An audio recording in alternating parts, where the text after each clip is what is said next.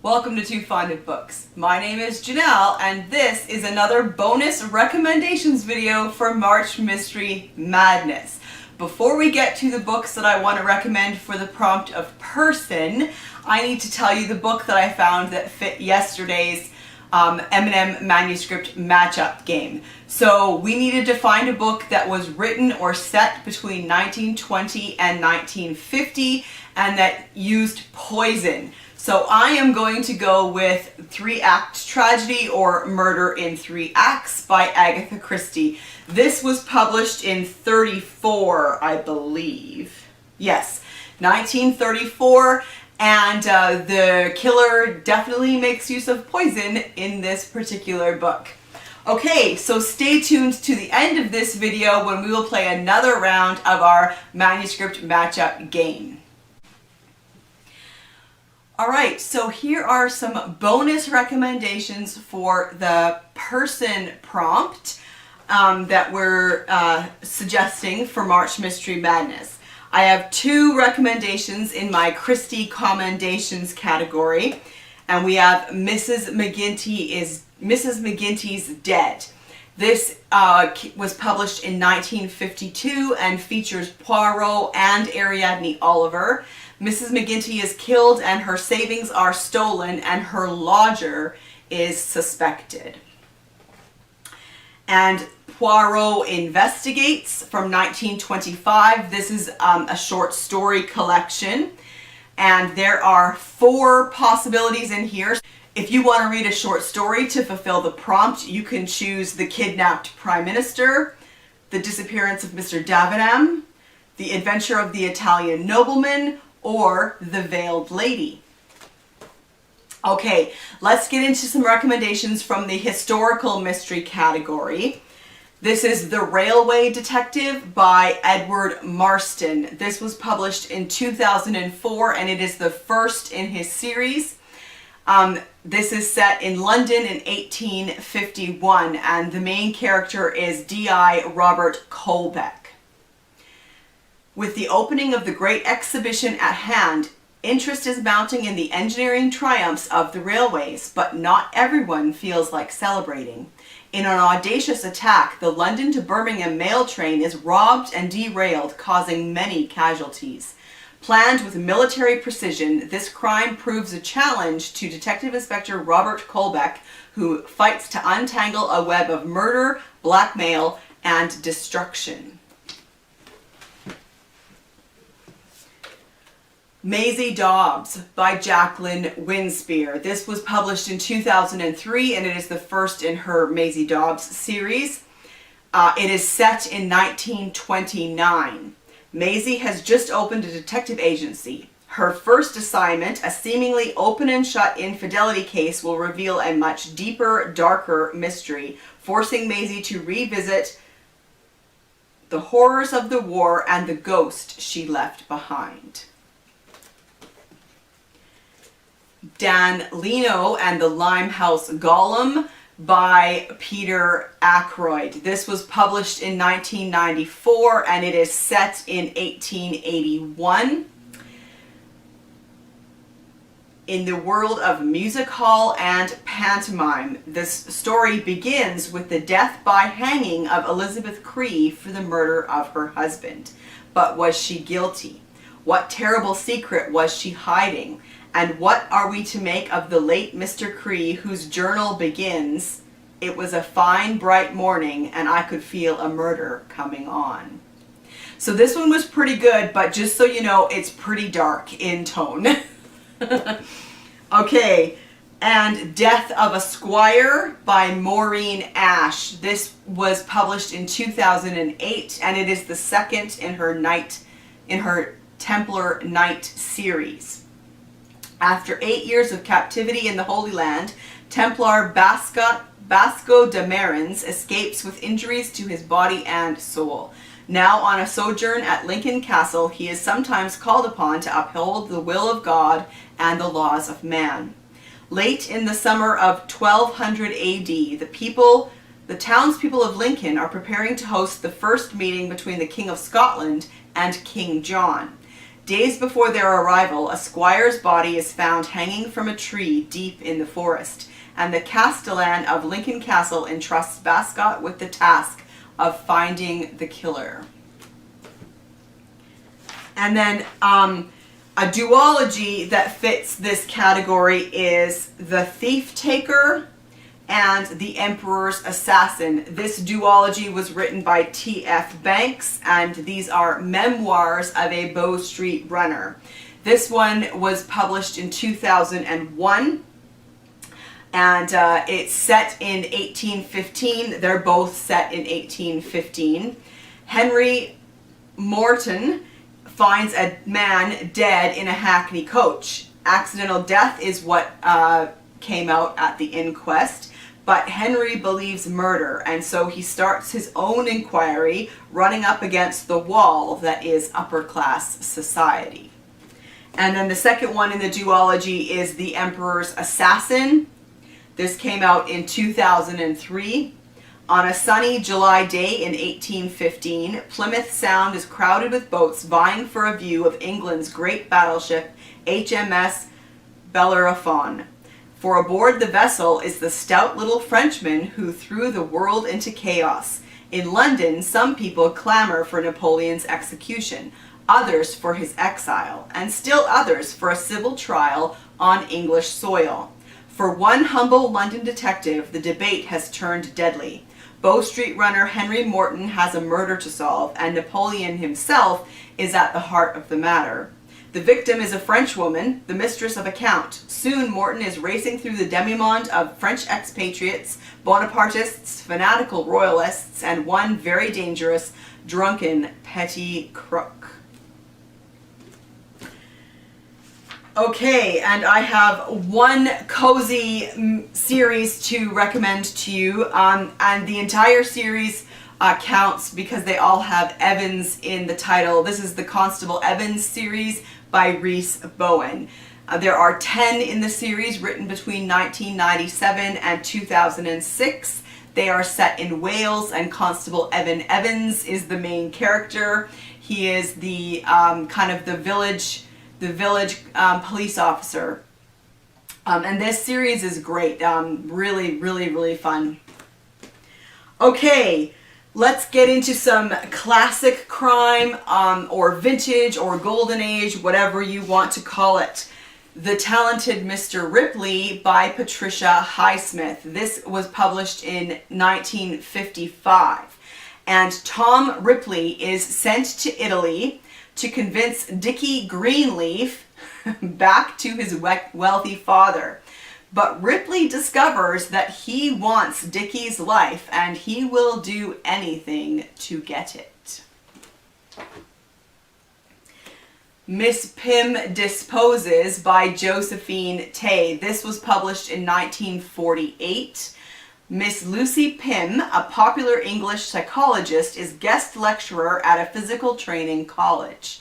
The year's term is nearly over, and Miss Pym, inquisitive and observant, detects a furtiveness in the behavior of one student during a final exam. She prevents the girl from cheating by destroying her crib notes. But Miss Pym's cover-up of one crime precipitates another, a fatal accident that only her psychological theories can prove was really murder. The Case of the Sulky Girl by Erle Stanley Gardner. This was published in 1933, and it is the second Perry Mason. So these are set in the States, I think in New York, but I'm not 100% sure on that. Franz Selene's problems were solved. Death removed the strict guardian who had administered her father's will. Now he couldn't keep her own money from her, or force her to conceal the fact that she had married secretly.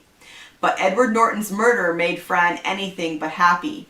Earlier that very day, she had retained Perry Mason to break her father's will. Now she found her secret husband accused of murder and herself suspected as an accomplice. And Perry Mason? Despite every evidence that his client was guilty, he had no choice but to try to prove her innocent. So in case you don't know, Perry Mason is a lawyer, and so these are kind of legal legal thrillers, if you will, they are always at least partially set in a courtroom. Send for Paul Temple by Francis Durbridge. This was written in 1938. Paul Temple is an amateur criminologist, and this is set in London. In the dead of night, a watchman is brutally attacked and with his dying breath cries out, "The Green Finger!" It is the latest in a series of robberies to take place that have left Scotland Yard mystified and with no other choice but to call upon the expertise of Detective Paul Temple.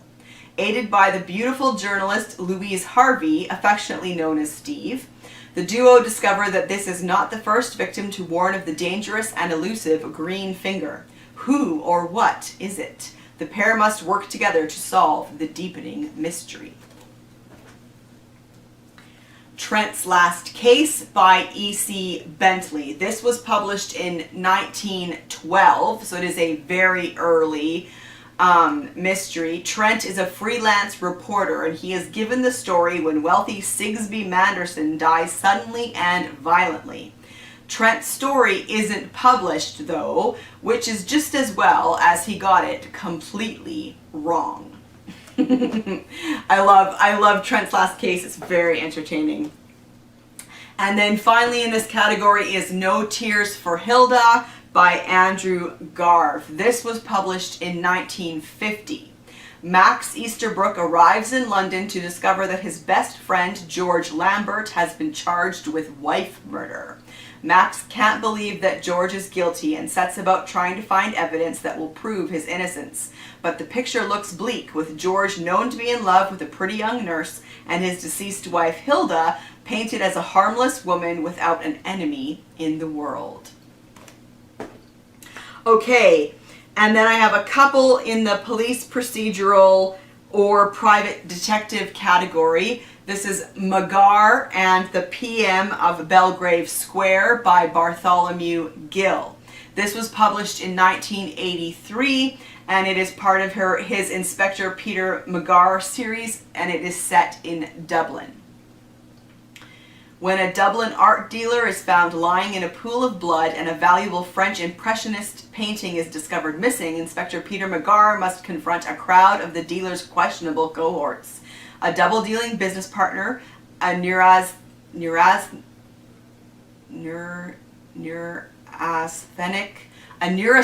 wife, I don't know what that means, an embittered son, and a Gardner/IRA bomb thrower. Magar maintains his gutsy composure, aided by his sassy wife Maureen, an art expert, and a pensioned-off bomb squad dog, the PM, Prime Minister of the title. And a classic private eye is Spencer. This is Robert B. Parker's Looking for Rachel Wallace. This was published in 1980, and it is the sixth Spencer. He is a private investigator in Boston. Rachel hires him, fires him, and then goes missing. Okay, I have a couple options for short story possibilities. John Mortimer's Rumpole for the Defense. This was published in 1981, and there are 7 short stories. Any of them will do because they all have Rumpole in the title. Rumpole is a barrister in London, Horace Rumpole, and these are just, really entertaining kind of courtroom dramas. And then finally, The Amazing Adventures of Father Brown by G.K. Chesterton. This is a collection of 10 short stories originally published between 1910 and 1935. And there are 4 in here which you could use because they have a person in the title. The Horror of Israel Gow, The Man in the Passage, The Salad of Colonel Cray, and The Strange Case of John Bulnoy. Father Brown, in case you don't know, is a Catholic priest who is also an amateur sleuth. So there you have it. Those are a few more bonus recommendations for the person prompt. I hope you enjoyed that you found something that was interesting to you. Have you read any of these books? I would love to chat with you in the comment section down below. Okay, it is time to play our marvelous and magnificent March Mystery Madness M&M manuscript matchup game. I have a new bag of M&Ms, so hopefully we won't have the problem we ran into yesterday. I dumped what was left over of the last bag into this one, so we should be good to go. All right, so for the first category, we have green, and green gives us time period. I don't know, I feel like we've had that one a lot lately too. Blue gives us 1980 to 2000. Now we've already had that a couple of times, so I'm going to invoke the no repeat rule and start again at the beginning. Okay, blue gives us setting. Excellent. So where is it going to be set? Blue again gives us hotel. Now we've very recently had hotel, so I'm going to invoke the no repeat rule and go again. Brown gives us closed off. Excellent. Okay, so the setting of the book is that the characters need to be closed off in some way, and you can interpret that however you want. All right, next up is blue again, so we'll try again, no repeat rule. We already have our setting. Blue again. I'm going to give this a better shape. All right. Red gives us a location. So where in the world will our characters need to be closed off? This is good. Red is North America. So the United States or Canada, the book needs to be set in the United States or Canada, and the characters need to be closed off in some way. They need to be in a closed off setting. So I would love to hear what book you find that fits those prompts, and I will see you for another video soon. Bye.